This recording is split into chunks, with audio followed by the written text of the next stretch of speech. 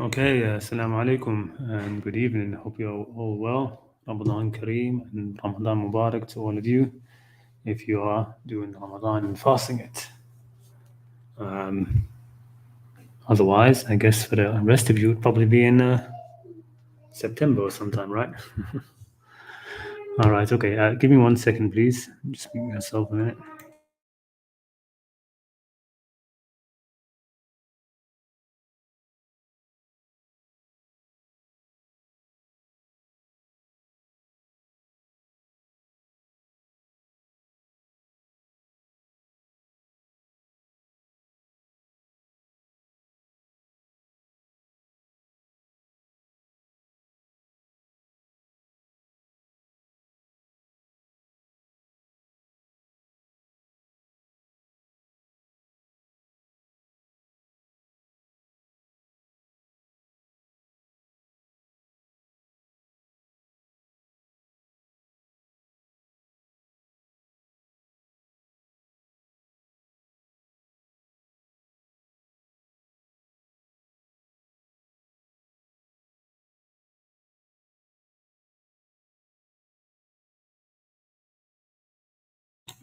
All right, sorry about that. Running a bit behind. Just a second, again, 1 more second.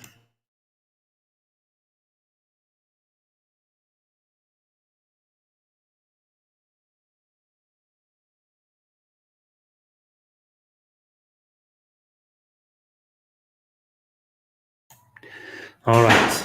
Okay. Sorry once again. So Ramadan Kareem Mubarak, everybody. Good to see the usual crowd. Just go right up into the chat while you guys have been already at here. Andriana, good to see you. Assalamu alaikum. Iron Man, thank you again for putting the verses. وقل ربي أعوذ بك من همزات الشياطين وأعوذ بك ربي أن يحضرون. آمين. Paraboy, salams. We've got, I don't know who this is. Because of me. I feel you made this live stream because of me. I don't know. Is it because of you?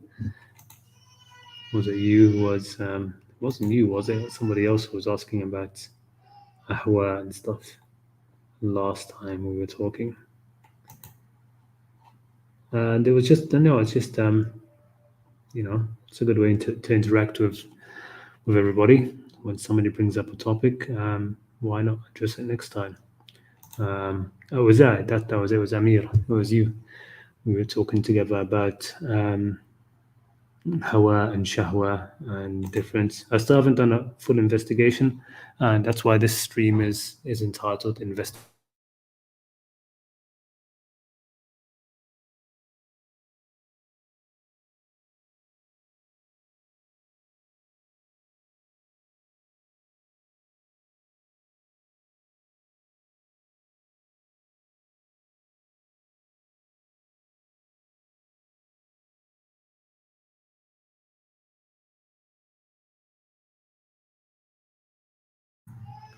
Okay, sorry about that. I said my browser lost connection to my mic for some reason. I don't know what I was saying when I was cut off, but basically, I'm putting. I just put Assalamu alaikum Muhammad Hassan. So I basically looked through some verses of hawa and shahwa, and I just put them together in this presentation to just look at them. So I haven't done a full investigation of this. The sound just cut off and should be back now. There's one surah that I really wanted to get some of the verses in from it, but I didn't get a chance. In Surah Muhammad, it's mentioned a lot. Let me see if I just very quickly put those into the presentation now in the last few. وَاتَّبَعُوا أَهْوَاءَهُمْ. Right? It's right in the very beginning of Surah Muhammad. And Surah Muhammad is Surah 47, right? 47 or 49. Yeah, 47. والذين آمنوا وعملوا الصالحات. There it is.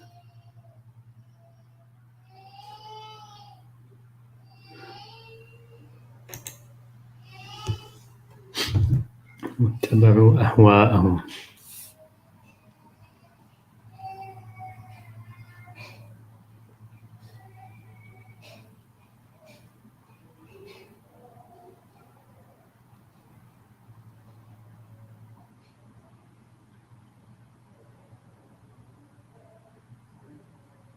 All right, maybe I'll just read them out while we do this, because like I said, I didn't get much time. Ramadan, everything, fasting, and then prayers in the mosque, and I didn't get time to put it all into the presentation. But let me first of all get the presentation up and running, and then you'll see what I've got to show you. Share screen, Chrome tab.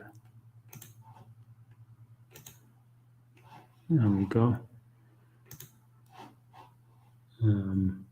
Presentation. Full screen. Okay.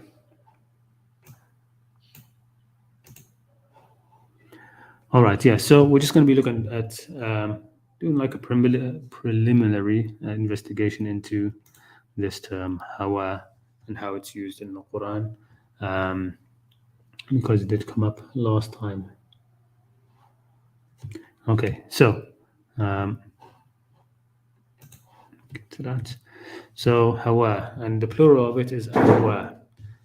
It's one of those broken plurals in Arabic because of the last root is one of these soft letters, the ya, waw, and alif, and so they have unusual forms when they become plural. But the plural is ahwa.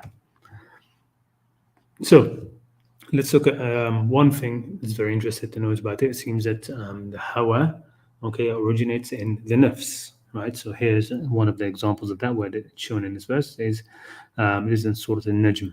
Okay, so it says, speaking about the idols, right? The actual, wood, stone, rock idols, Allat, Al-Uzza, ومناة الثالثة الأخرى لكم الذكر والأنثى. So it's talking about that, right? So those verses were saying أرأيتم اللات والعزى. Do you see Allat and Al-Uzza? These are actual idols. Okay, so we're not talking about people, we're talking about stone and wooden idols. Okay, and saying why is it this one is a male and this one is a female? And it says here, إن هي إلا أسماء سميتموها أنتم وآباؤكم ما أنزل الله بها من سلطان. They are not but names. You have named them, you and your forefathers, for which Allah has sent down no authority, no sultan. And that's how the Quran talks about these kind of idols, statues, and they're just names. Okay, they're not mentioned as being the huge issue of shirk. The real issue of shirk, which you are giving ibadah to them. These are just names. Okay, you can't be in ibadah to names, right?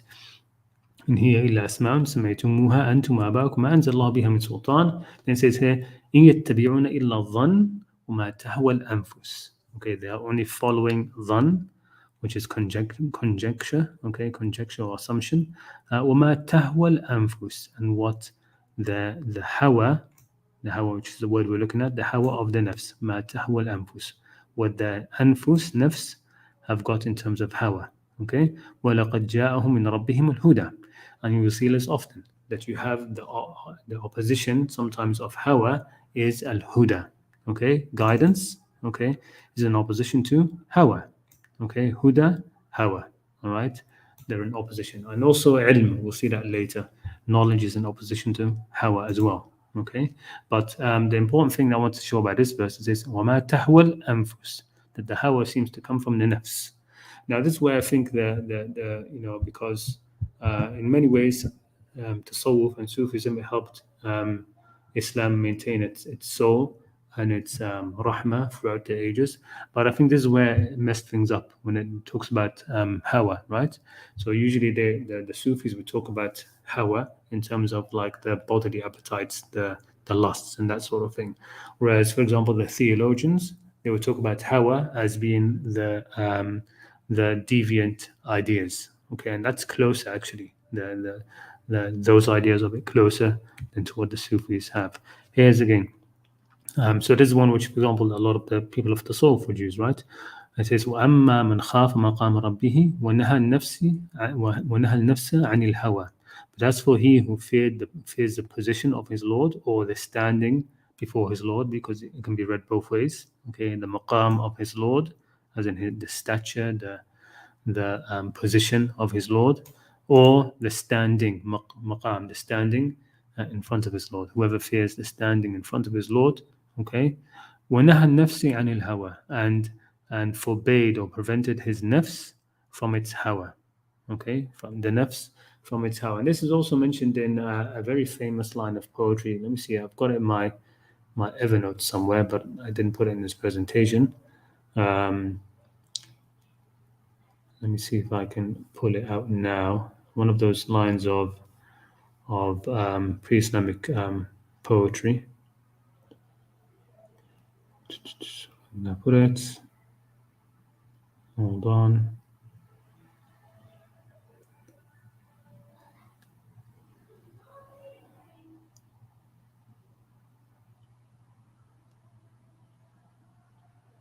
Yeah, so there's this one. There's one poem, okay, which is what قليل التشكي للمهم يصيبه كثير الهوى شتى النوى والمسالك. It is actually in a positive sense, where it's saying, this poem is saying that it's praising a man, saying that he is a person who seldom complain. He has very few complaints. قليل التشكي للمهم يصيبه. He has very few complaints of whatever calamity befalls him. Doesn't matter what musibah comes to him, okay? للمهم يصيبه, okay? He doesn't complain, okay? Then it says كثير الهوى, okay? He has many hawa, many these desires, okay? Plenty of these kind of desires, hawa, okay? شتى النوى والمسالك, many different directions to move in and always wanting to go, okay? So that's one of the ways it's used. The more famous one is of Antara. Where is it? Yeah, Antara, this is it. So he says, إني امرئ سمح الخليقة. Okay, ماجد. He's saying that I am a man who has a good character and is noble. لا أتبع النفس اللجوج هواها. I don't allow my soul to just follow its whims. Okay, I don't allow my soul to just follow its whims. So that's something for anybody who can follow Arabic. You can sort of look up those poems. But here it is. The point is that even in the pre-Islamic poetry, and here as well, it's mentioned that the nafs has the hawa. Okay, and here we have in the beginning of that surah Al-Najm, about the Prophet sallallahu alaihi wasallam, about the Quran. Basically, it says, وَمَا يَنْطِقُ عَنِ الْهَوَى. Nor does he speak from his own hawa, from his own inclination. Okay, so the hawa here, of course, is talking about the revelation. All right, that the Quran that he's speaking is not from his hawa. The revelation which he's speaking is not from his hawa. So we're talking about things which are knowledge based or teaching things. Okay, it's like opinions. He's not speaking from his own opinions. All right, so it's not the same as the other word, which is shahwa, which is desires. Okay, like literally desires, and we'll come to that as well. So we're looking at this verse versus desires. So let's look at the related word. Okay, it's not related really, but people often mix them up. Okay, so here, for example, it says زُينَ لِلنَّاسِ حُبُّ الشَّهْوَاتِ. Okay, beautified for people is the love of that which they desire. Now, this is the word, desire. حُبُّ الشَّهْوَاتِ, I mean, beautified for people is the love of the shahwat, of the desires from women. Okay, من النساء. Okay, والبنين, and children. والقناطير المقنطرة من الذهب والفضة, and piled up sums of gold and silver and fine branded horses and cattle and tilled land. All of that. Okay. And so these shahwat are what? They're called in the Quran mata', okay? They are mata', they're an enjoyment, okay? Hawa isn't really an enjoyment, okay? But the shahwat, okay, they're things you enjoy. ذَلِكَ مَتَاعُ الْحَيَاةُ الدُّنْيَا. Okay, that is the mata', the enjoyment of the things of the dunya. Okay, وَاللَّهُ عِنْدَهُ حُسْنُ الْمَآبِ. Okay, and in another verse, so I mentioned, I don't know if it was last stream or the stream before, but I mentioned how if you look at the verses which talk about marriage, So the whole set of verses from verse 22 in Surah An-Nisa, so Surah 4 from verse 22, it goes on describing who you can marry, okay? Who you can't marry. And then it says, and everybody else you can marry.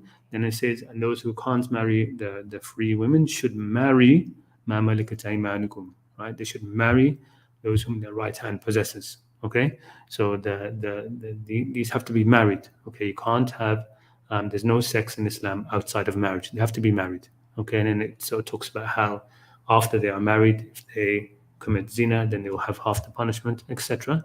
And then at the end of that series, it mentions regarding a group of people, which it mentions that in the verse, that there are people who wish for you, who want to follow their shahwat, their desires, okay, their passions. Okay, so this is of course obviously referring to sexual desires. Okay, Wallahu yuridu an yatuba alaykum, and God wants to repent to you.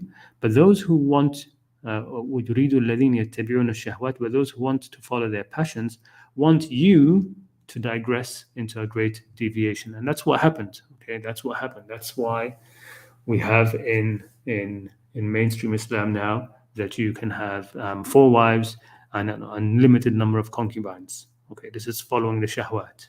Okay, those who wanted us to follow the shahwat, they won. Okay, and they convinced the ummah that that's allowed. It's not allowed. Okay, you have to be, and that's why also the verse which talks about marrying more than one woman. Okay, it says women. Okay, because it doesn't say for example, al-muhsanat, or it doesn't say it says women to include both. Okay, both ma malakat aymanukum and the free women. But anyway, let's move on. The point of that is, of course, with relation to what we're talking about here, is shahwat here is obviously talking about bodily desires. So just like before, we talked about, the very first thing, hubbu shahwati min an-nisa. Okay, the love of desires from women. Okay, and here again, shahwat is obviously talking about sexual desires here. So we're talking about bodily desires. And here again, in the verses which talk about the people of Lot, right? Lot speaking to his people, saying, "Innakum lata'tuna rijal shahwatan min duni nisa." Indeed, you approach men with desire, okay, with this lust, okay, instead of women. Rather, you are transgressing people. So you see, you're already starting to see the difference between hawa, how it's mentioned in those early verses we looked at, and we're going to look at some more, and how it's mentioned and how shahwa is mentioned in these verses as a very bodily thing. Okay, it's a bodily desire. Okay, it's the animal desire basically. Okay, you could say, okay, when you're talking about wealth and stuff, okay, the animals don't desire wealth, but it's still that base desire, that bodily lower desire. It's not about opinions or anything, right, or different ideas. إنكم لا تأتون الرجال شهوة من دون النساء بل أنتم قوم مسرفون. So that's them. Now here we have another verse. Okay, it says here فخلف من بعدهم. So this is in Surah Maryam. So it talks about numbers of people. Okay, praise people. But then it says after them. Okay, فخلف من بعدهم خلف أضاعوا الصلاة واتبعوا الشهوات. But there came after them successors who neglected the salah and pursued desires. So they are going to meet an evil end, sort of ghayya. Okay, so they misplaced or neglected the salah and followed their shahwat. Okay, now why is shahwat here mentioned and not hawa? وَاتَّبَعُوا الْهَوَى or وَاتَّبَعُوا أَهْوَاءَهُم. Shahwat is mentioned because, of course, salah is one of the things it's supposed to do, and I've put this verse over here. What's the purpose of salah? Salah, inna salah tanha anil fahsha wal munkar. Okay, so salah is supposed to prevent you from fahsha and munkar. Okay, fahsha is, of course, used for all of the sexual sins as well, but all of these indecencies. Okay, it's indecencies. Okay, indeed, the prayer prohibits immorality and wrongdoing. I couldn't get to all of this on the screen, it looks like, but immorality and wrongdoing. Okay, and munkar is open evil. Okay, so when it talks about here that they neglected the salah, okay, one of the consequences of neglecting the salah is they followed their shahwat. Because if they had practiced the salah as it's supposed to be, it would have prevented them from shahwat, which are, from shahwat you're going to get the fahsha and the munkar. Okay.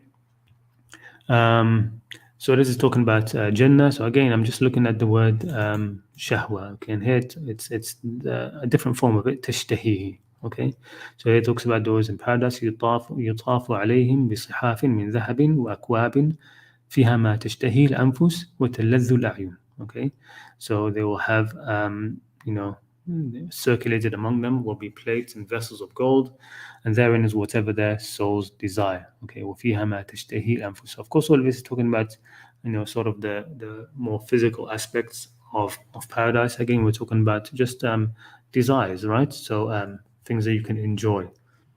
Okay, so again, the word تشتهيه الأنفس, so shahwa. Okay, so whatever the souls desire and what delights the eyes. Okay, and they'll be there forever. And I just added to that the very next verse. Okay, so this is verse 71. We just looked at 72. Next, it says تلك الجنة التي أورثتموها بما كنتم تعملون. Because I think that always bears reminding. Okay, that this is a paradise which you are made to inherit for what?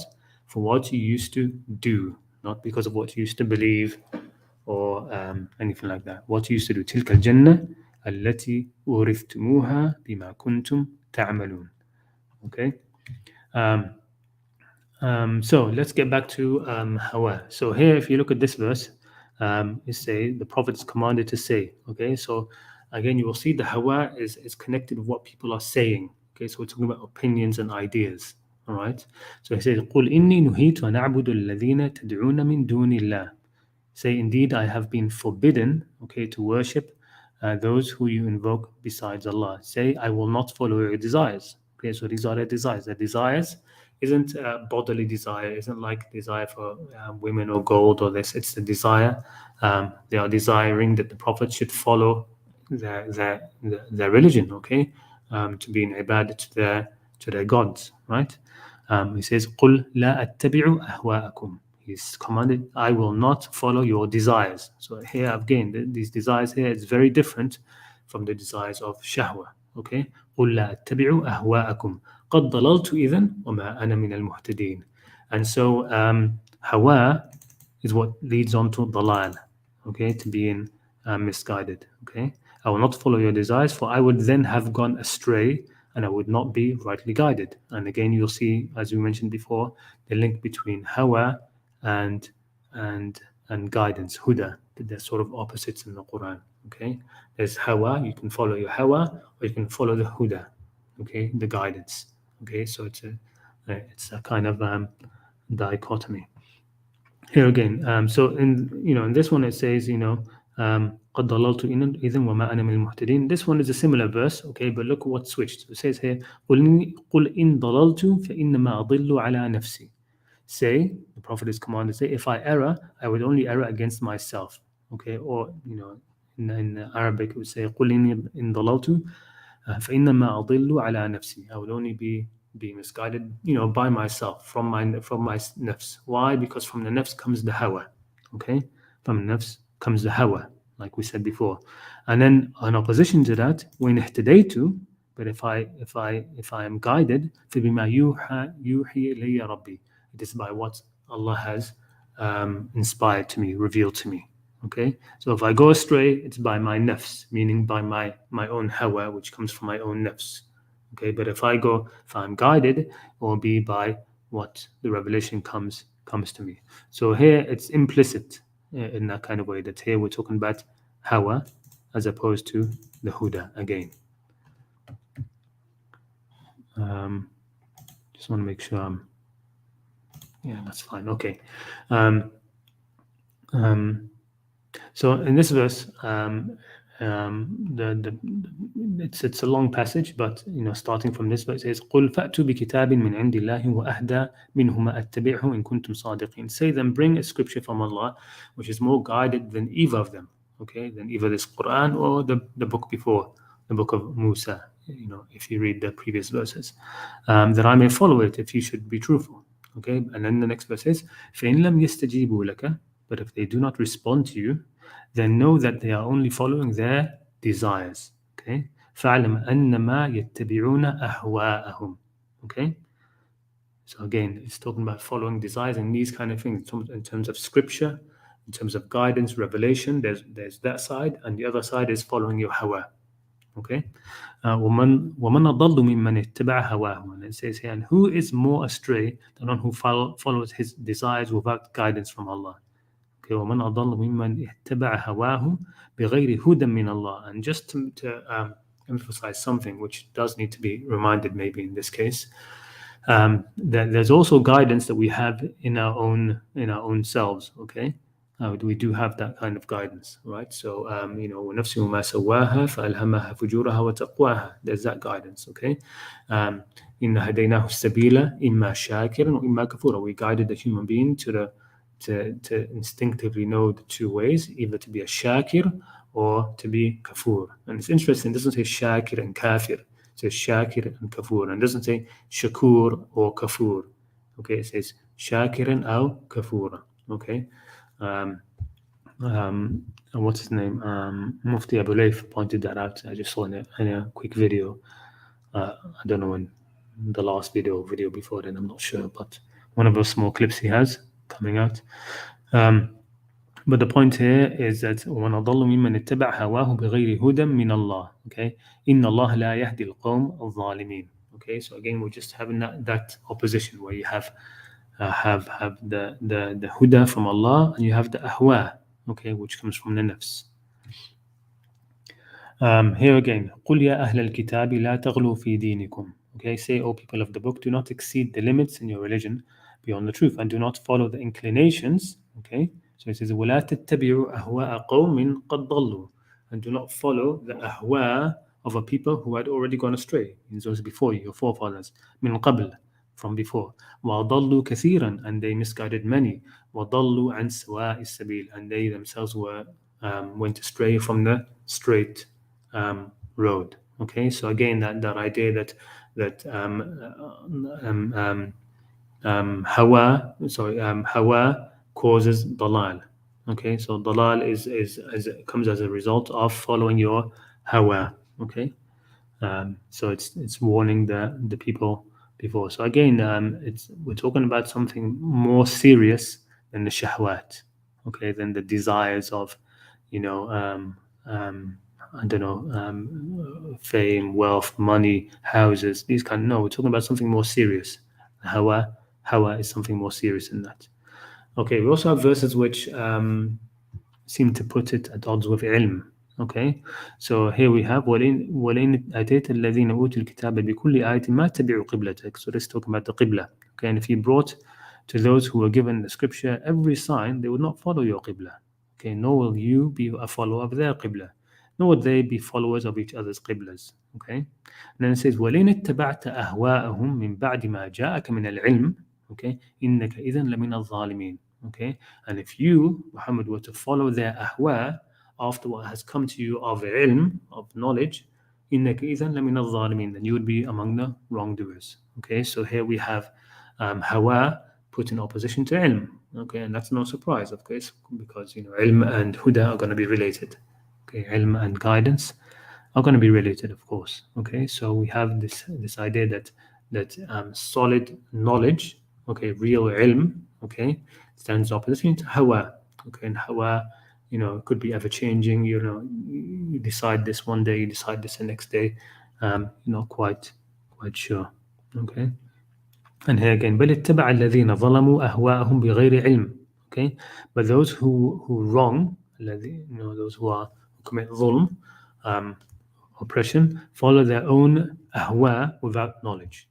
They follow their own ahwa without knowledge. Okay? فَمَنْ يَهْدِي مَنْ أَضَلَّ اللَّهِ. So then who can guide whom Allah has led astray? Okay? وَمَا لَهُم مِّن نَاصِرِينَ.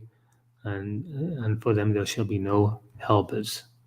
Okay, is that the last one? It looks like that's the last slide. I wanted to put in some verses from Surah Muhammad, but I didn't have time. And in that surah, there's a lot. It mentions a lot of verses regarding the ahwa, and all over the Quran. I mean, just put it into any, put the plural ahwa. Let me put it into my phone right now. Ahwa'ahum, and you get 13 results. Okay. وكذبوا واتبعوا أهواءهم وكل أمر مستقر. Okay, that's in Surah Al-Qamar. But in Surah Muhammad, it says, there's a very nice verse here because it's mentioned twice. Okay, أفمن كان على بينة من ربه كمن زين له سوء عمله واتبعوا أهواءهم. Is the one who أفمن كان على بينة من ربه. Let me actually put it on. Let me put on this. Why not? Add it right now. 47:14. Let me copy it over. 1 second.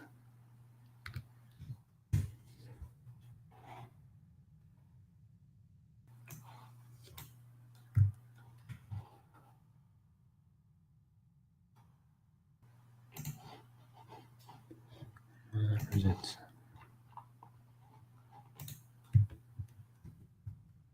Okay, this verse here.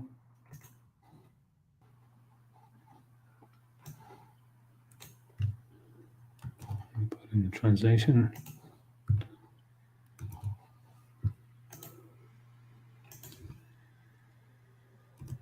Okay, let me get. Okay, this one, yes. Let me make sure you can all see that. Yeah. So here's another one. أفمن كان على بينة من ربه. So is he who has clear evidence or clear guidance from his Lord, okay? كمن زين له سوء عمله, like the one for whom his evil actions have become like they're good. He thinks they're good, okay? Classic example of this, of course, are people like the fanatics, the extremists, ISIS, these kind of people, okay? Okay, they think that their actions, their evil actions, have been made well pleasing to them. Okay, كمن زين له سوء عمله واتبعوا أهواءهم, and they followed their ahwa. Okay, they followed their ahwa because that's what led to them being misguided in that kind of way. Okay, they followed their ahwa rather than the clear guidance, which is, for example, in the Quran, like that. The basic one, of course, and very important one these days, the freedom of religion in the Quran, which is overwhelmingly clear. Okay, but instead they follow the ahwa, not just their ahwa, but also the previous people are warned: don't follow the ahwa of those who went astray before you. Right? Okay. لا تتبعوا أهواء قوم قد ضلوا. Don't follow the ahwa of the people who already went astray before you. وَضَلُّوا كَثِيرًا, and they sent many astray, and in themselves were astray from the straight way. All right, okay, so this is the kind of way that you would do, and I mean, I probably didn't do this very well because I sat down basically around 40 minutes before the start of this stream trying to put everything together. But this is the way you'd go about trying to investigate a term in the Quran. You'd have to go through all of the verses, okay? Go through put them all together, and start just looking at them. Look at what they are compared with, what they are contrasted with, okay? And if there's a related term, like in this case, shahwa, which in sort of traditional Islam, these two terms are blurred together, okay? Hawa and shahwa, they're not clearly defined, but you can clearly see when you start laying the verses out like this. You can start to clearly see they are delineated very clearly in the Quran. Okay, the shahwat are very earthly, bodily, sensual, these kind of things. Okay, they're not related to having knowledge or not knowledge. They're not related to that kind of thing. It's about passions and lusts. Okay, desires, those kind of real desires. Whereas hawa seems to be something different. It's even something which has got to do with I don't know, sort of like a religious desires. Like you want the religion to be this way. Okay, you want it so that, for example, you want it that we should be able to dominate people, right? Now, some people like that. They want to have the religion that they can dominate people. Okay, I want the religion to be that anybody who leaves this religion should be killed. That's my hawa. Okay, that's how I want it. All right, it's those kind of desires. Right, it's not the sort of animal side of desire. I mean, you could sort of divide it in that way. I suppose you could say that you have the shahwat, or sort of like the animal side, animalistic passions, right, bodily, whereas the hawa are the sort of demonic, shaitanic desires, right? You could put it that way, I suppose. All right, let me check the chat. See what we have here. Amir, yes. Assalamu alaikum. You're welcome. You're welcome. Yeah. So yeah, I mean that everybody should try to do this. You know, when you have certain things. I mean, to the best of your ability, right? I mean, like I said, I mean the problem is that um, you do need to be able to have some sort of working knowledge of Arabic to be able to do this. And the Arabic in the Quran, I've mentioned this many times, is very simple. You know, the Quranic vocabulary is very, very low threshold. Okay, there's very few words, key words you need to learn, but you need to make sure you know them properly. Okay, so that's one of the ways that the Quran is easy, but one of the ways it's easily the guidance in it is easily overturned. Okay, because if you have just a few key terms, not many, if you have a few, okay, then of course it's easy to just investigate them and get them right. Okay, but it's also easy. It also means that if some of those are wrong, if you get some of those wrong, it flips the whole religion on its head. It flips the whole religion on its head. You know, kafir, for example, if you just insist that kafir means unbeliever, you know, you lose most of the sense of the Quran. It goes, right? You just won't get it, right? You have to, you know, the few key terms, you have to really try to investigate them and get them down, right? You know, kufur, iman, nifaq, shirk, um, what else? I mean, those are the major ones. But here, for example, hawa is very important as well. Ilm, jahl is a very important one. People think it means ignorance. It doesn't mean ignorance. Okay, a jahil is not an ignorant person. Jahl does not mean ignorance. It doesn't mean that you don't know. Okay, jahl is the opposite of hilm. Okay, it's that belligerence. It's like, you know how, for example, when you talk about a brutish person, you know, in cartoons, whenever they bring somebody who is like brutish, okay, a thug, okay, he's always stupid as well. Okay, so that's how that's linked basically. Okay, a jahil is that thuggish kind of thing, angry, you know, gets angry quickly, thuggish, brutish. That's why the Prophet was told you can't teach the jahilin. Okay, the Prophet was sent as a teacher, right? You're supposed to teach people. Okay, I've gotten a few people that are upset with me sometimes when because people sometimes want to take pride in silly things. Yes, you speak to them and say, yes, I'm a jahil because I'm ignorant, I'm learning. I said, no, you're not. If you're a jahil, okay, then the Prophet would have turned away from you. The Prophet was told to turn away from the jahilin. Okay, don't take pride in saying that you're a jahil, that you're ignorant. Okay, no. First of all, jahil is not ignorance. And the Prophet was told to turn away from the jahilin. They're the only people you can't teach. They're the only people you can't teach. Okay, a jahil cannot be taught, right? So even by a prophet. Okay, so he's told, أعرض عن الجاهلين, turn away from the jahilin. And we are told as well, إذا خاطبهم الجاهلون قالوا سلاما, right? When the jahil gives you these long khutbas, you just say salama. Okay, leave them. You can't teach them. A jahil cannot be taught. An ignorant person can be taught. A jahil cannot. But yeah, so the point is that you need to look into a lot of these keywords. You really need to look into them as best you can, and it can be done. The Quranic language is very simple. It's not complicated. Okay, if God had wanted to make it, you know, um, much more eloquent, he could have done it much more than this. Okay, but it's kept very simple. وَقَدْ يَسَّرْنَا الْقُرْآنَ لِلذِّكْرِ. We've made the Quran easy for dhikr.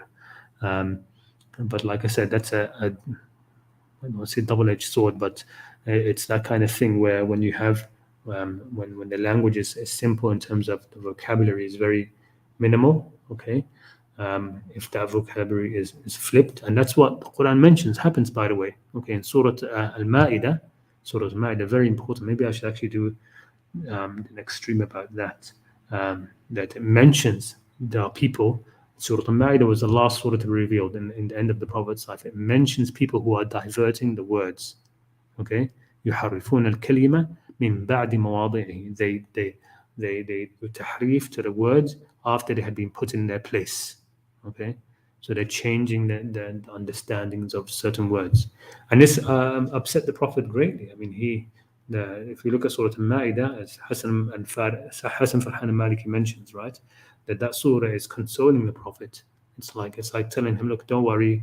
He was depressed towards the end of his life, the Prophet, because he saw how his religion was going to go. He knew there was going to be corrupted in that kind of way.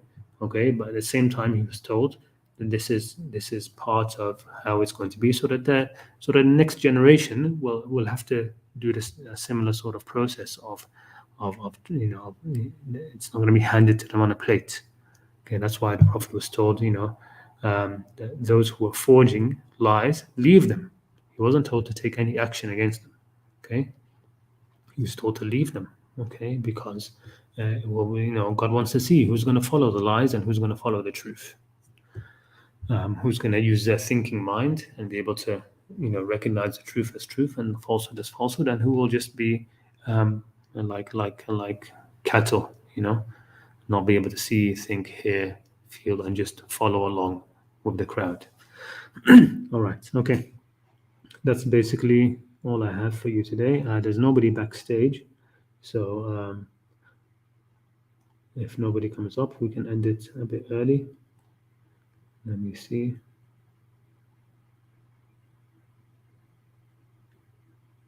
If there's anything else, if somebody has anything else in the chat, just write it again down below.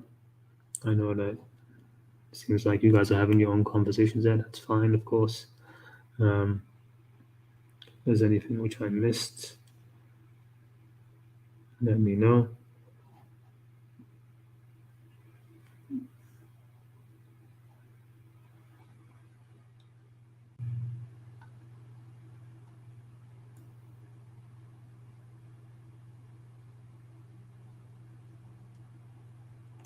If you follow your desires, you are worse than the cattle.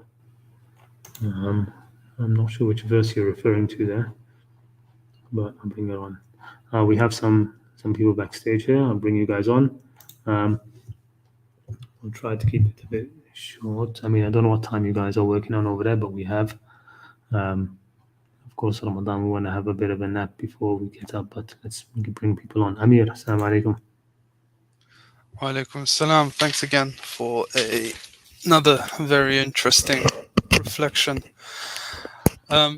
Just Welcome. a quick one from me then. Yeah. Because I think it is Maghrib time here. It's the Maghrib time for you guys. Okay. Yeah. So the contrasting of hawa with huda or guidance, it gives it negative connotations, and I don't think that hawa is intrinsically negative, just like shahwa is intrinsically something negative as well. Well, it's definitely. I mean, I mentioned that pre-Islamic poem where it's given in a positive sense, but in the Quran, I don't think I've seen it mentioned in a positive sense. Hawa. I know it's when it's of course, when it's contrasted with huda, then of course it's sort of like filtering out all of the positive connotations, just leaving the negative. Oh, absolutely. That's true. But Quranically, just from the Quranic point of view, I'm not sure if there's any time in the Quran where it's mentioned as a positive. I mean, these are one of the things. Okay, it means that we can use hawa normally in Arabic in positive sense. There's nothing wrong with that, right? But it's just to understand within the Quranic framework and terminology, is a positive or negative. And like I said, I haven't done a full investigation yet, but I haven't seen it mentioned in a positive sense at all yet. Yeah. So in the Quran, it seems to be always negative. Okay. Yeah, I think that I'll just I'll keep it to just that this session. Yeah, that's all right. That's all right. That's all right. So, how long do you have till Maghrib? Well, it's actually about 15 minutes over now. 15 minutes over. Yeah, so I need to pop off and pray. It might be a controversial subject to go and pray. I'm going to go and do that. Jazakallah. Right, thanks again. No problem. You're welcome. You're welcome. Take care. Right. I had Iron Man. You were on backstage. But yeah, come on, man. Don't think that when I said that I wanted to keep it short, that doesn't mean I don't want you to come on. Please come on if you're still there.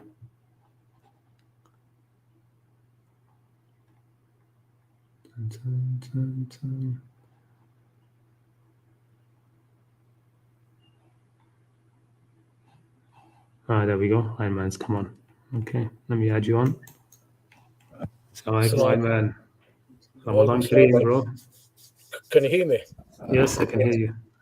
Okay. Anyway, There we go. Iron Man's come on. Okay, let me add you on. Assalamualaikum, Iron Man. There's some lag there, huh? Yeah, can you hear me? Let me just solve Yes, that I can hear you. Okay. There we go. Iron Man's come on. Oh my God. I'm listening to our conversations of 15, 20 seconds ago or something. I know that. What about now? Now it's fine. Now it's fine. Okay. How have you been? I've been good, alhamdulillah. Excellent. Right. Anyway, I got an email from one of the listeners called Amelia, and I think he wanted to know if there are any instructions in the Quran in regards to what do we do in the Salah. So what it is, I've been trying. I was preparing a document for him, but I thought I might as well come here. And Sure. Let me remove my share screen, right, and then see if you can share your screen. I think you should be able to actually share your screen fully the way I do. Let me see if I can stop my stop screen. Okay, I've stopped mine. Try to look if you've got the option to actually share your screen. Okay, you've done that. How can I make yours bigger? No, that's not it. Not that either. Nope. Yeah, I thought there should be a way for you to do actual share screen. So what you're doing right now is you're making your screen full, but I'm thinking there should be another open like a little tab or something. You should have at the bottom. You should have a function or something which says share screen. Do you see anything like that? Yes, I have. All right, go on in and see if you can share that. Is it a separate window or is it a? Sure, video file, share screen. Screen sharing is easiest with 2 minutes. Yeah, that's exactly what the pop-up comes at. Okay, how about now? I still don't see it. I think you have to add it to the broadcast. I don't see anything. I don't have a tab here where I can add you. You know what? I can't see anything either. Maybe it's all right, this. No. Oh, wait. Is that it? Yes, I've got it here. Okay, so I've got two things which show Iron Man. Add to stream. There we go. Okay, can you see that? Yeah. Yeah, I can see it. Okay, so here are some notes, in regards to what a person needs to do in the Salah. So basically, instructions for Salah. Yeah, I'm going to call it the elements of Salah. Yeah. Here, I've wrote purpose and objective, chapter 20, verse 14. It says, surely I am Allah, there is no God but myself, so serve me and establish Salah for my remembrance. Right, here we've got establish the Salah and contribute towards purification and enjoin the good and forbid the evil. Yeah, so all these are things that we need to do in our Salah. Yeah, and everything that comes after, like it says here, establish the Salah. Well, actually here, establish the Salah and contribute towards purification and enjoin the good and forbid the evil. Right, my understanding is, the ands after the Salah is inclusive. It's part of the Salah. Yeah, explanations of the Salah. Yeah, just like in the Quran, Allah talks about the book and the wisdom. You see, the book is referring to the Quran, and the wisdom is also referring to the Quran. So we can't see the book and the wisdom being two different things. They are part of one thing. So this is also in the same kind of pattern. So whatever it says, establish the Salah. You see, the traditionalists, they just finish on establish the Salah and the Zakah and give the Zakah. Yeah, that's where they just stop. They never ever continue afterwards. So today we're going to find out what's written after establish the Salah and give the Zakah. So here, we've seen and enjoin the good and forbid the evil. And then 2278, establish the Salah, contribute towards purification, and hold on to your link with Allah. And here's another clue. And we made them leaders, imams, who guide by our command, and we inspired them to do good works and hold the Salah and contribute towards purification, and they were in service to us. So here we go again. Oh, my son, establish the Salah and enjoin the good, forbid the evil, and be patient to whatever ill afflicts you. Indeed, these are the vital and quintessential commands. 4238. And they establish Salah, and their affairs are handled through mutual consultation amongst them, and of what we have provided them as provision they spend. And again, establish the Salah and give the glad tidings to the believers. So, what do you do in the Salah? Recite the Quran, 1778. Establish the Salah at the going down of the sun until the dark of the night, and the recital of the Quran at dawn. Lo, the recital of Quran at dawn is ever witnessed. So, and again, 7320. So, recite what is easy for you of the Quran. He has known that there will be among you those who are ill and others traveling throughout the land, seeking something of the bounty of Allah, and others fighting for the cause of Allah.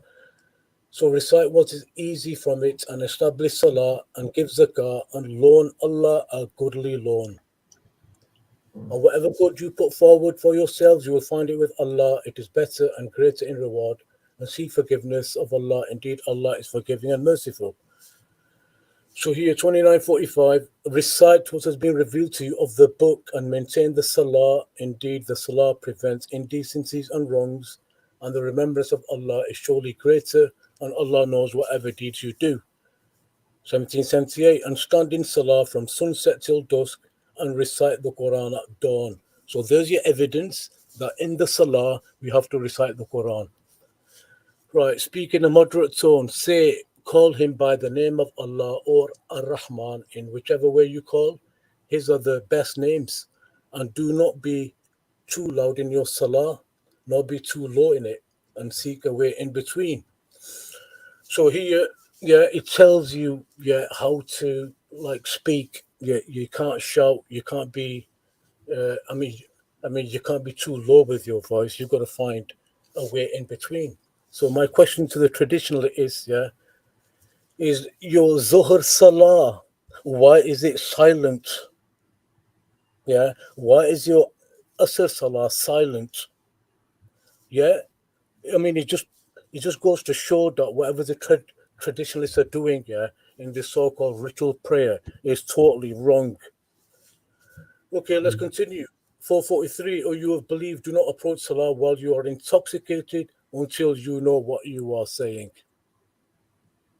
Yeah, so basically in Salah, it's all to do with speaking, saying things which are from the Quran, Salah timing, and when you have completed the Salah, remember Allah standing, sitting, or lying on your sides.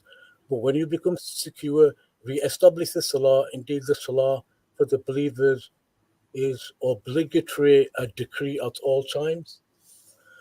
Although, it does say al-kitab, is it kitaban mawqutan? Yeah, That's in Arabic. right. Yeah. But, kitab could also mean, a decree.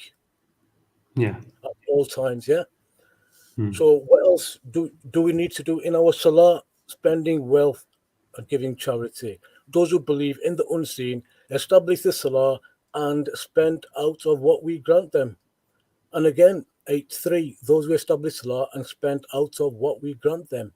And again, Right, now we're going to go to fulfill the pledges. 2177, establish the Salah and contribute towards the purification and fulfill the pledges made by them. Belief, right? 4162, who perform the Salah diligently and contribute towards purification and believe in Allah and the afterlife. Those who establish Salah, contribute towards purification, and those who are certain about the life to come. Establish the Salah, contribute towards purification, and fear nothing except Allah. Establish the Salah, contribute towards purification, and obey Allah and His Messenger. Establish the Salah, contribute towards purification, and obey the Messenger. And perform the Salah, contribute towards purification, and bow down along with others who bow. And this is not a physical bowing, yeah. Take due care of all the Salah and the balanced Salah and stand before Allah in total devotion. So those who think, yeah, there's no instruction in the Quran, yeah, about what we need to do in Salah, you know what, they're all there. The thing is, nobody cares to have a look. Yeah, I hope Amir understands all this, yeah. Yeah. This document, are you putting it online or anywhere? Yeah, I might do. Yeah, yeah. Shall I put it on this stream that we just done now? Oh yeah, if you do that, fantastic. Put it on. Put it on maybe the comments later as well. So you could put it in the chat here now and you put it in the comments afterwards. So it's easy for people to find, yeah. And I'll edit the description later and include it in the description. Yeah, also, yeah, I've come across some information, yeah, by a certain person. Yeah, it was in Urdu, and in his lecture, yeah, he said that, you know, a person who has got power, who is a leader, who is not afraid of people, he is the one who should be establishing the Salah. Yeah, because over here it says here, chapter 2173, and we made them leaders, imams, who guide by our command, and we inspired them to do good works and hold the Salah and contribute towards the purification, and they were in service to us. So, I mean, I'm not going to say that only the leaders, well, I mean, the true believers who will become leaders someday should be establishing the Salah. I think we should establish the Salah in a micro level, i.e., start at home with our families, yeah, and then maybe take it to your friends and relatives, and then take it to the community, yeah. So I think it should be done on a micro level and on a macro level. And this is the only way, yeah, we will be successful in this world and in the hereafter. Because if none of us do this, Salah, which is the true Salah in the Quran, yeah, you know what is going on in this world right now is going to continue. Yeah, we are going to be oppressed. Well, I mean, we in the West have been all right, yeah, for quite many decades, but there's others in other countries that have been oppressed. Yeah. I mean, there's a verse, right? And it's all because, yeah, we who call ourselves Muslims, yeah, we abandoned the Salah, you know, the true Quranic Salah. We abandoned it, yeah, in favor of following this ritual prayer that our forefathers and ancestors have done, thinking that this is the Salah of the Quran, but it isn't. It isn't. It's far from it. Yeah, I mean, that Salah that people perform in the masjid. Yeah, I mean, how is it enjoining good and forbidding evil? How is it enjoining good and forbidding evil? It doesn't. It doesn't do nothing of the sort. And yeah, earlier on I said, yeah, you know, well, I mean, it says in the Quran that you shouldn't do a silent Salah. Yeah. But the Zuhr Salah and the Asr Salah is silent. So, I mean, when you are reading something after Surah Fatiha, yeah, whatever surah or whatever ayah in Zuhr, well, if the Imam is doing it, I mean, who's listening to him? Nobody. Well, apart from Allah, because He knows what's going on in your mind and He knows what's going on in your heart. But that's called a silent salah. Nobody's going to benefit from the From Imam silent being salah. silent. Yeah, no one's going to benefit from him being silent. And on top of that, the worst thing is, you are actually, reciting the Quran back to God. Yet this book was meant to be a recitation to the people. So basically, what we're doing in our ritual salah, is we are teaching Allah our deen by telling Him and instructing Him, everything that is in the Quran, and telling Him all these stories which are in the Quran that He already knows. So when are we going to wake up? When are we going to wake up?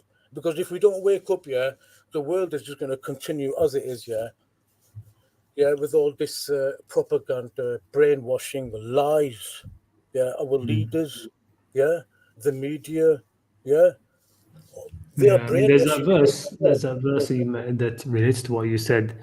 It says الذين كفروا بعضهم أولياء بعض. Right? It says those who have kafaru, they are sort of allies, or they're allies, they're helpers of each other. Then it says something very interesting. إن لم تفعلوا تكون فتنة في الأرض وفساد كبير. If you don't do likewise, then there will be fitna on the earth and great corruption. The interesting thing about that is it puts it out that the default position of الذين كفروا is that they help each other, right? Whereas the default position of those who are followers of the Quran is that they are more isolated, right? They don't really. It's one of those. I think it's one of those sort of like unintended consequences of being a free thinker, right?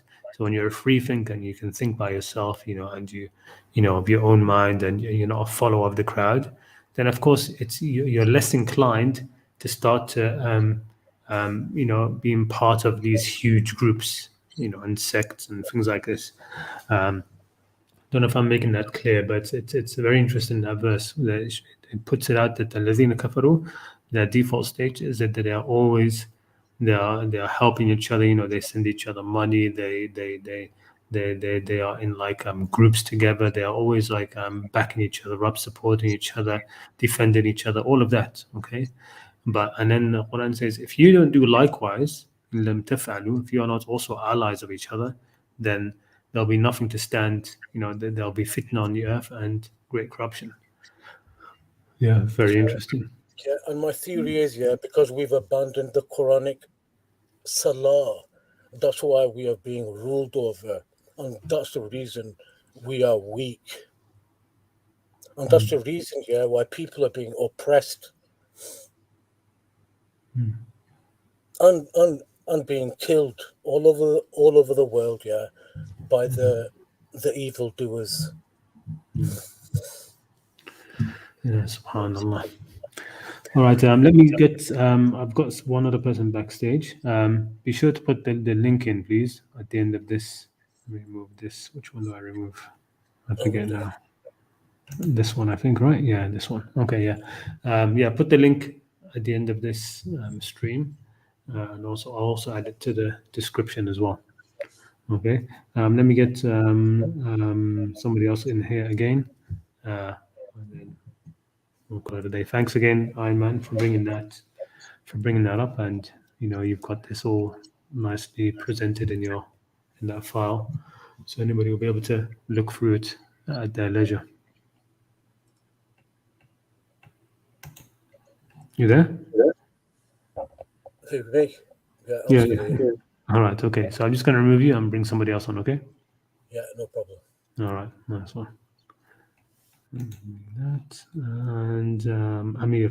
Assalamu alaikum. Wa alaikum assalam. I mean, I appreciate the structure. We probably don't want things to turn into too much of a debate. I was hoping that, and maybe something to explore later on is to be able to have multiple. Do you want to speak with guests Ayman? on? Yeah, that's Yeah, no I mean, problem. because he took the liberty of producing that document after I contacted him, so I was just hoping to shed How's light that for on, you? my Okay. stance. Yeah, I mean, it was because in a few posts back, just for some context, within one of the chats, that he referenced a video by a lady, and forgive me, I think her name was Majid, or a lady, and she made a video. And then I watched the video. It's in Arabic with English subtitles. And I watched the video, and it was about what Salah is, and I put a response to Iron Man, and I think this was the counter response. I In mean, terms I'm of happy. video. He's still on. He's still on. I can bring him on for you. And yeah, like I said, I don't want to make into No, no. a long debate. Yeah, but yeah, I'm bringing him on. Hi, man. I'm bringing you back on. Yeah. Assalamu Okay. alaikum. Yeah. Well, So you guys so it was Amir you were discussing with, right? yeah. All right. Okay. Nice. Yeah. Yeah. Go ahead. No, I appreciate, and I have to be fair to Iron Man as well. I didn't. I mean, I was there for the beginning, or where you were running through your list, and then halfway through, I went to Maghrib, shall we say, and then I've now popped back, and I saw the end and caught the end of what you were saying. The thing is my biggest concern really is when we dive into these subjects, any subjects, is traditional Islam, as we call it, has been around for a long time, and they've had the opportunity to refine their arguments, and those who sort of should we say separate themselves from the status quo, we are basically left to our own devices to try and filter through everything and try and make sense of what we can. And sometimes I suppose we can call it even a hawa to some extent, is a need to, or probably a desire to go and revisit everything and see what else we may have done wrong. So I think to take a step back and just ask the one question for the purpose of this stream, and something we can pick up offline as well, is how would you've given a good example with regards to the silent salah, but also there's the loud salah as well, so something in between the two. So that's one example, but how would you consider that a normal salah in which a person communicates with God or has some communion with God on a regular basis is in contrast or contradiction to what the Qur'an is saying Salah is? Is that a question for me, then? Oh, it was to you. Yeah. Sorry, can you say that again? I was just Yeah. So going just if we take the traditional Salah, and I say the traditional Islam Salah, if you will, of someone praying 2 cycles in Fajr, and for Dhuhr Asr 4 cycles, and the same for Isha and Maghrib 3 cycles, and they pray at those times and they have a communion with God. How does that contradict the Quranic understanding of Salah? Well, I mean, for starters, yeah, you were reciting. I mean, this so-called ritual prayer is some kind of connection between the person and God. Yes. So you're actually communicating with God, yeah. And what you are doing, well, what people are doing in their ritual prayer is they're actually, reciting the Quran back to God. And you've got to think that, the Quran is a book of guidance for mankind and jinn. And by reciting it back to the Quran, I mean, are we trying to guide God? And then on top of that, when we say things like "Qul huwallahu ahad," I mean, who are we saying this to? I mean, the Imam isn't saying this to the people behind him, because the Imam isn't even looking at them. Yeah, you're all facing towards the Qibla, and yeah, you have to believe that you are in communication with God.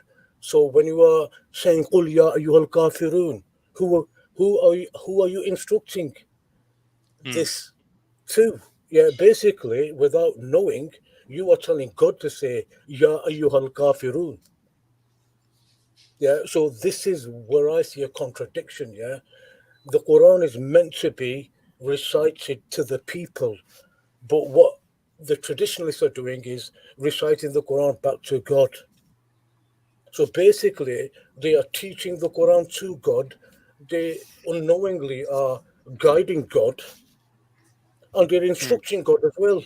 Yeah, to say this and do this, and telling stories to God as well. Okay. So No, this is yeah. where I see the contradiction. Yeah, because as far as I know, there is no ayah in the Quran that explicitly tells the believers to recite the Quran back to God. Yeah. The Quran is a book for guidance for human beings and jinn. So the thing is, I can see that being totally wrong. Yeah, what are we doing anyway? So you made a point there. You said I don't see anywhere in the Quran where it says do this, and you do make a good point in terms of reciting the Quran back to God. My question is, where does it say don't do this? So where's the prohibition aspect within the Quran? Okay, let's go to chapter 49, verse 16. Can you see my screen? Yeah. Yes, yeah. Okay.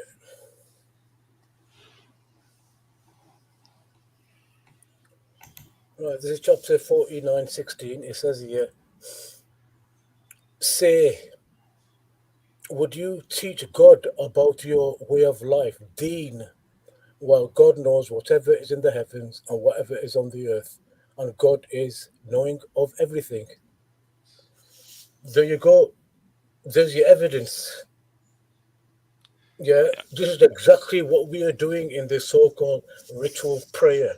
We are teaching Allah our deen. But how many of us is going to admit that?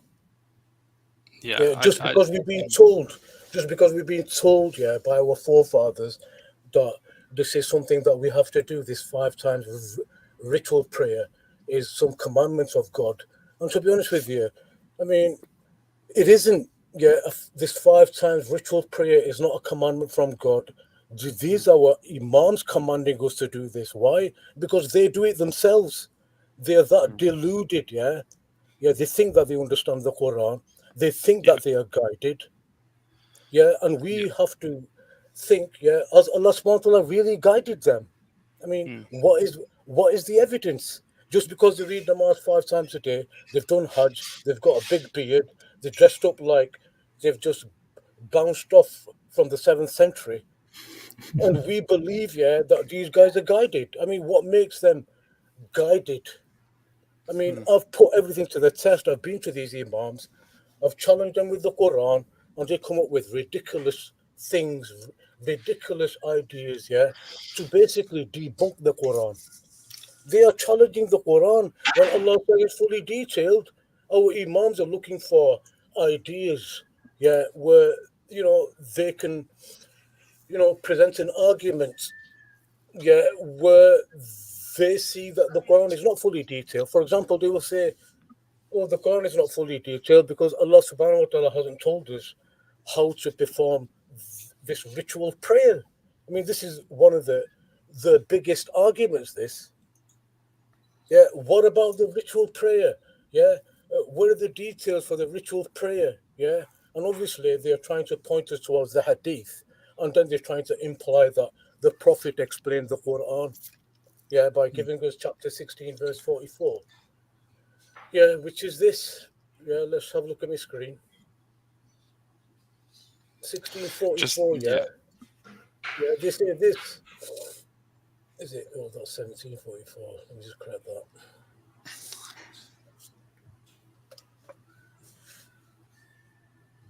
Yeah, this is what they say. Yeah, I mean, they don't even say bil bayyinati wa zuburi. Yeah, they actually leave that out, and they start here. Wa anzalna alayka dhikra litubayyina linnas ma nuzila ilayhim. Yeah, and what they say is, the translation, and we have sent down to thee the message that thou mayest explain clearly to men what is sent for them. And then they say, Mm. oh, the Prophet explained the Quran. Yeah, and then they leave out chapter 2, verse 159, yeah, which clearly Uh, says Allah subhanahu wa Mm. ta'ala explains the I Quran. think I appreciate So, what you're saying. I know. with regards Go ahead. to that 1644, I was actually thinking of doing a stream about that same verse. But I did put that series, which isn't finished, I know, but where it's called "What the Prophet Did Not Explain the Quran," where I just go through the hadiths in Bukhari and Muslim, and I wanted to do Suyuti's Ad-Durr al-Mansur. Now, Suyuti made a book. Now, Suyuti, of course, he was a master of basically he's the most famous person who is both master of Arabic, Hadith, and Quranic studies, right? And he literally said he had learnt all the hadiths that were available at his time.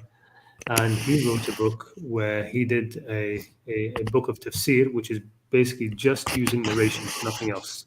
So no of the opinions of this, just the narrations, right? Anything which has a narration, and that's what he called it. Called it Dur al-Manthur في التفسير المأثور, right? And so it's a book of just that. So I wanted to actually increase that series and did do another one where I go through just show highlights from that book, showing how there's almost no narrations of the Prophet ever explaining anything in the Quran. Um, just like in Bukhari and Muslim, the Prophet is never sitting there explaining things in the Quran, trying to make something clear. As I say, there's nothing of that, right? And so that's a very important thing. And what you mentioned about that in 1644, exactly, they don't even read the beginning of the verse, nor even the verse before that, right? That's right. Um, And on top yeah, of that, yeah, they also, what I mean, just take ayahs, yeah, out of context without even referring to the rest of the Quran. I mean, they never ever quote or recite chapter 2, verse 159, where it clearly says, yeah, surely those who conceal the clear proofs and the guidance that we revealed after we made it clear in the book for men, these it is whom Allah shall curse, and those who curse shall curse them too. So my theory, understanding is, yeah, our so-called imams, they're the ones who are concealing the ayahs in the Quran by by referring to chapter 16, verse 44, and then not referring to any other ayah in the Quran. So yeah, just picking that each happens a few lot ayahs, in all yeah. science. Yeah, So you happens know a what? lot. Yeah, so my understanding after looking at this ayah in chapter 2, verse 159 is, you know what? There's a curse on them. There's a curse on them, yeah, and they don't know it.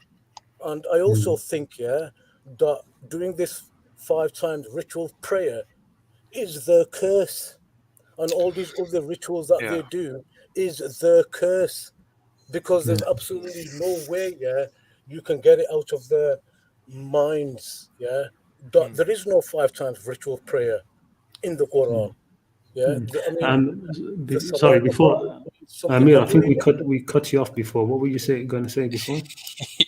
Yeah, no, it's fine. I mean, it's all useful to hear other people's opinions. I was just gonna say, to be I don't think anyone, when they recite the second surahs in their salahs, they actually do it with the intention of teaching Allah his religion. It's more as a way of reflecting over the verses. Although I do agree that the Quran is not um, something that should just be read for some metaphysical benefits, but is something that should be studied as you would study any sort of engineering or science book to really obtain the benefits from it. So I do agree there. With regards to there's no 5 times a day prayers, I'll be even happy to concede that there are no numbers to prayers. There's no structure to prayer. Um, so the I think what we're doing is we're addressing a different question to the one that I posed, and then the one that I posed wasn't, you know. Um, the issue is that you'll get a lot of people and they'll come out and say this is the only way to pray, or this is the way the prophet prayed. Now that's fine. That's their belief, and they can everything that you've said there dispels that claim that there's only one way to pray. or that their way of praying is the only correct way to pray. But the proposal, the proposition that I'm putting forward is that God has, and I can hear my voice, which is one of the very few things in the world which I hate hearing. So I'm saying, if God hasn't limited a structure, then what is stopping people from adopting even an existing structure in their communion to God, if their intention is to communicate with God? Well, I mean, if they want to they can communicate with God anywhere at any time, lying down, sitting, standing. Yeah, God. I mean, there's no like, a certain time. Yeah, that's given where Well, God I think opens there up is some kind of there like is a time communication given, channels. at least a period of time given between the declining of the sun right through to the evening time, and also there's a specific reference to Fajr prayer. So if we look at Fajr as a time period, and then we look at the period from the decline of the sun, which is Dhuhr, namely to night, then there is a period within both of those times. And I say both of those times because you have the Fajr, which is isolated in its own little time period, and then you have the Dhuhr down to the Isha time period. So I think there is an expectation that humans are to do this Salah or some Ittisal or some communion with God within those periods. Now that could be 3 times, 4 times, 5 times. Okay, Yeah, well, that's not up what? for dispute. Which That's not ayah are the you area. referring to? I need to know what ayah you're referring to. Yeah, where it says, yeah, you need to establish the salah at the going down of the sun. Yeah, which ayah is it? Give I me the think surah ayah بما number so I can معناها have a it's look at it. I don't know if anyone Well, you know Yeah, what? which I ayah? mean, we should know these things, بما yeah. معناها Otherwise, we're just presenting قيم our. الصلاة Well, لدلوك الشمس. لدلوك الشمس. Yeah, that's in Surah لدلوك.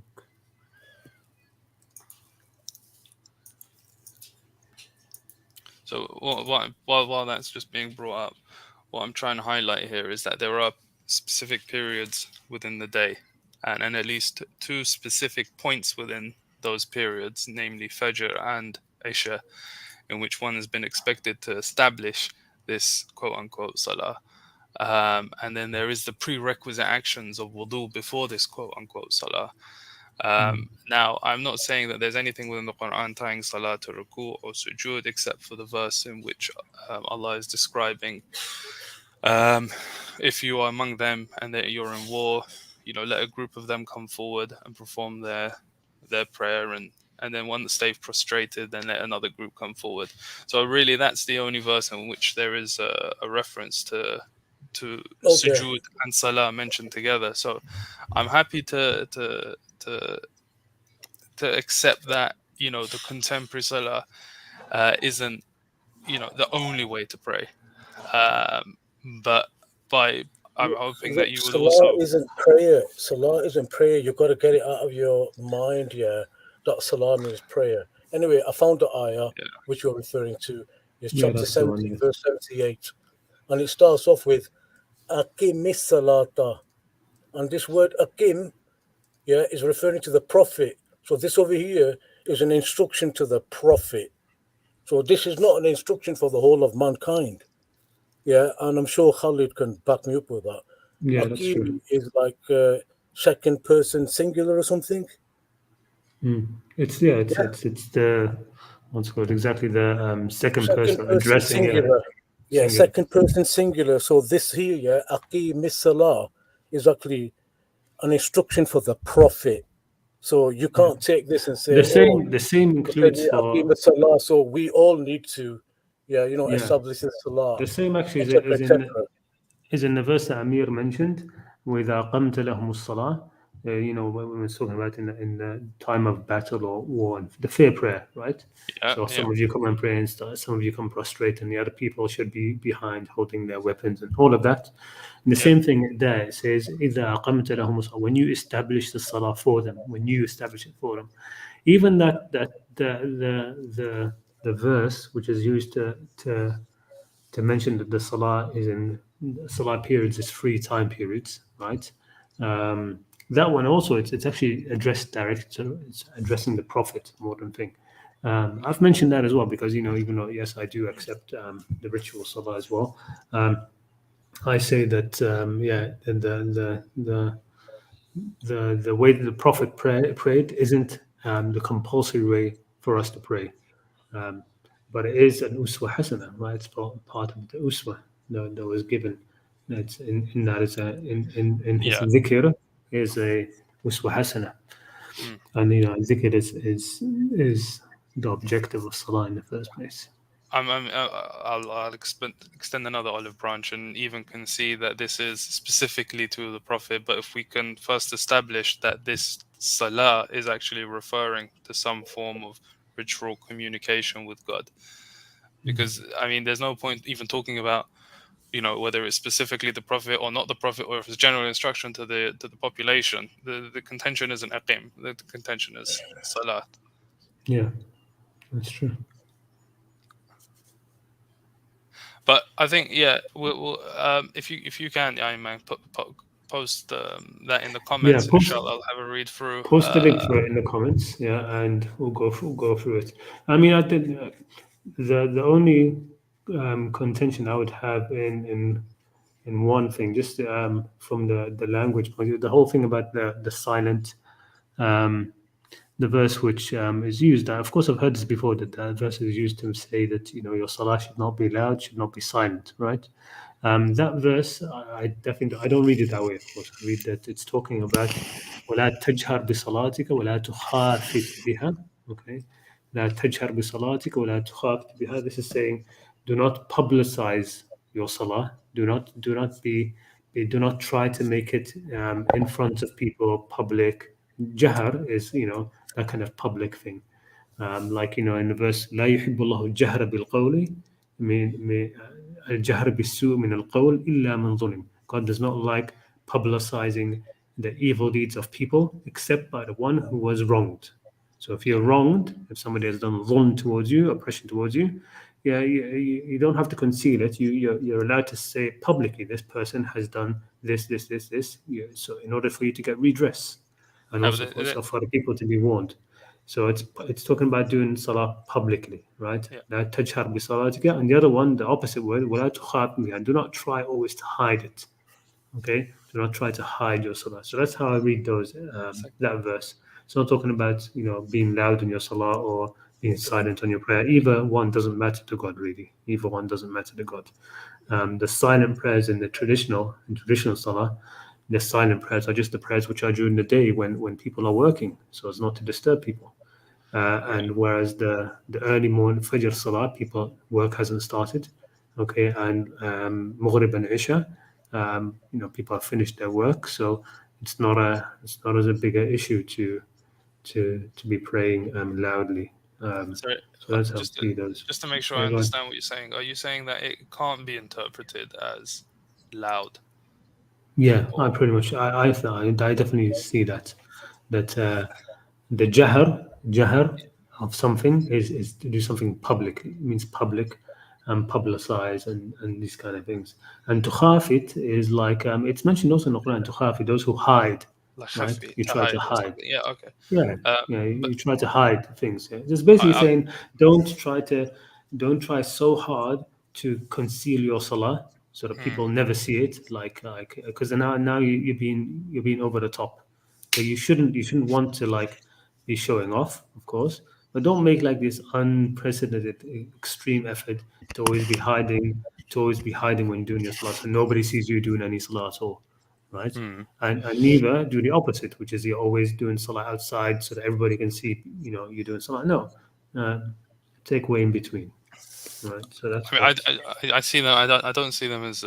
I don't see silence and hiding and loudness and publication as mutually exclusive, or more complementary. It's like when someone says, perform, for example, a sajda or a ruku' and sujood are both forms of khushu' or humility, or showing humility.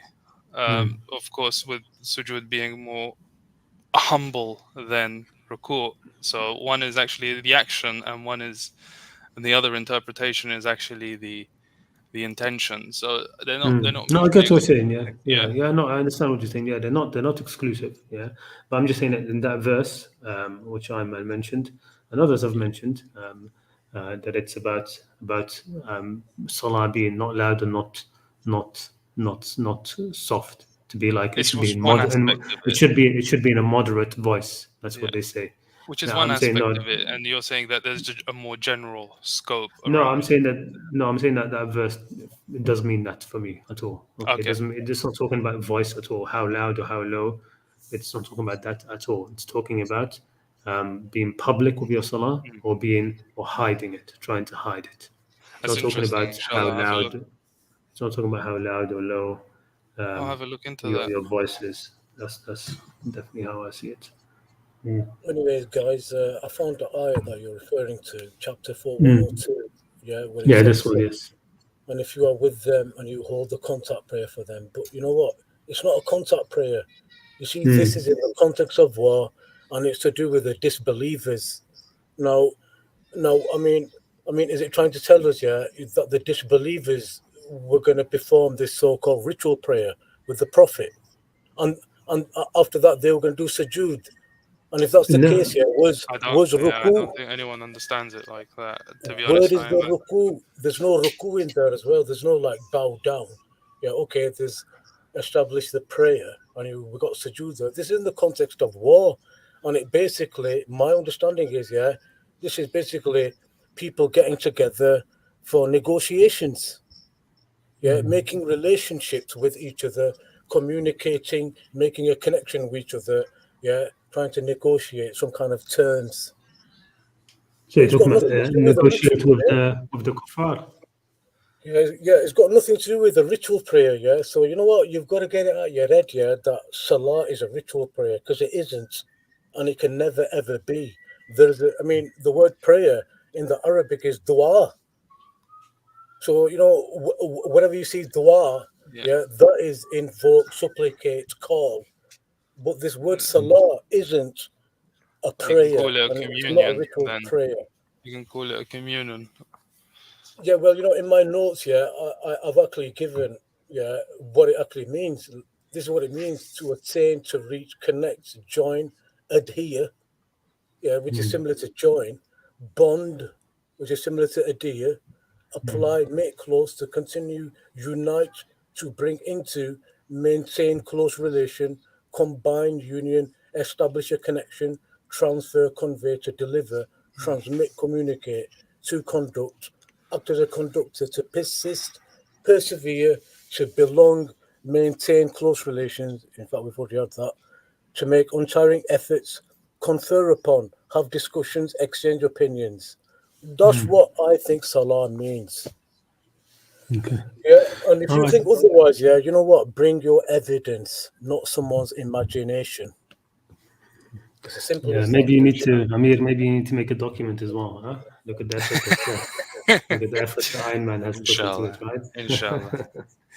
All right, guys. Look, it's been awesome, but I think we're gonna have to let it go there and call it for now. Now, next week, I'm not sure if I'm gonna do the stream, to be honest, next week or not. I'm even thinking of actually considering giving a break for the rest of this Ramadan. I'm not sure yet, because you know the intention was even from last Ramadan. I started it in the beginning of Ramadan, and so it's been done. We've done the whole year, even though it hasn't been. This is number 50, and it's number 50 and not 52, just because I think there was one that we repeated, and maybe there was 1 week that we missed. I'm not sure. But I might. So I'm definitely going to continue this caravan of contemplation, but it will be less regular, maybe once a month. You know, after Ramadan. The rest of this Ramadan, I'm not sure. One thing I will be having is there's.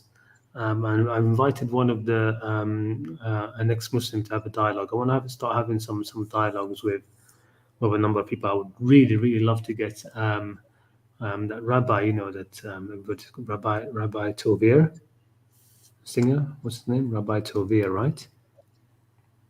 That's his name, right?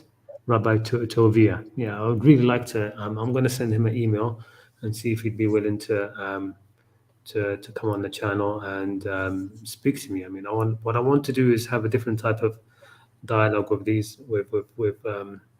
some ex-Muslims, with some Christians, with some Jews, more along the lines of what we can do to help each other's communities, not about any kind of like debating on this or that or the other. I'd like to get somebody to come in and, like, for example, for him, Rabbi, if he can talk a bit about how the Jewish community, in terms of their faith, how they are faring and how things are looking over there, and just to discuss about maybe certain things which are in the Quran, which maybe they could shed light on in terms of some of the stories which are mentioned. Maybe they have some insight into, like the thing where the Bani Israel said that we made among you kings, right? And that verse I mentioned one time, which I don't see how it came about. And you know that that Bani Israel were made to inherit the homes and the things of Ali Fir'aun, right? And how did that come about? And because that's not in part of the, in terms of the story of the Bani Israel in the Quran, of course, it's not given, it's not a fleshed out story because it doesn't need to be, right? It's just teaching us certain things, lessons to take away from them. But it does hint at certain things which there are things which you need to have knowledge to be able to see what it's hinting at. So maybe speak to him about that kind of stuff. Same thing with like the Christian community. I would like to just have a few more dialogues like that. So we'll see how it goes. But I'll probably have an ex-Muslim on soon. I'm not sure when. But I'm not sure if next week we're going to have this stream or not, or it's going to be 2 weeks from now, or maybe after Ramadan. I'm not sure yet. So watch the space, as they say. All right, Iron Man, thanks a lot, as ever. Been a pleasure. Thank you for coming on. Again, please remember to put in that link in the comment section, and I'll pin it at the top of the comment section. Okay? Okay, all right. guys. All right, man. Take care. See you later. It's good to be with you. Let me just check the chat. What do we have? Oh, well, it's a bit too late to tell us we're misguided for believing in falsehood. Well, we're finishing here. Salah is a ritual in a sense, but this has a religious symbol of Islam. Salah is the backbone of Islam. You pray, recite, bow, and prostrate. It's all in Islam. Well, yeah, I mean, not everybody here. I mean, there are people here who believe that it's a ritual and some who don't. But since you've jumped in here, it probably will take a long time to explain that to you. But thank you for the input. But you're a bit late in talking about this. Let me just see. In the morning and evening. Yes, welcome, Amir. All right, okay. All right, I think we'll end it there. Jazakumullah khair, and assalamu alaikum, and see you soon.